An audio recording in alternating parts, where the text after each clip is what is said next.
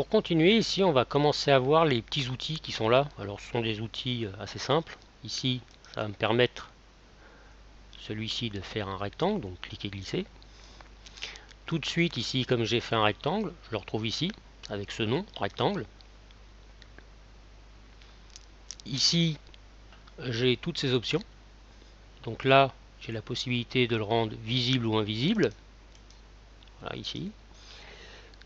Ici, je peux désactiver ou l'activer. Tout ça est interpolable. Pour l'instant, ici, on voit qu'on peut le rendre avec un alpha 0 ou un alpha 100%. Ici, on a ses positions, x et y, sa largeur, sa hauteur. De la même manière, ici, on va pouvoir changer sa couleur. Et pareil, ici, si on voulait mettre un petit dégradé. Et lui, vous vous rappelez que ça, c'est rien d'autre qu'une CSS. Et ici, il vous met que le dégradé ne sera pas vu. Alors, ici, maintenant, on a comme autre outil, on a l'outil rectangle à coin arrondi. Donc ici, ça ressemble quand même à des outils un peu comme Flash. Ici, on retrouve pareil, hauteur, droite, gauche.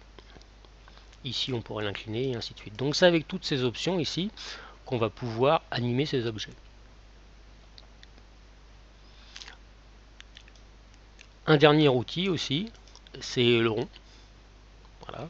Et chaque outil, on verra plus tard qu'on peut les modifier selon des filtres, ici, selon des ombres. Alors, tous ces effets ici, à chaque fois, si je reste dessus, on voit que ce sont des propriétés CSS qui sont là. Et tous, attention, ne sont pas forcément pour l'instant compatibles avec tous les navigateurs. Donc voilà pour ces petits outils de base.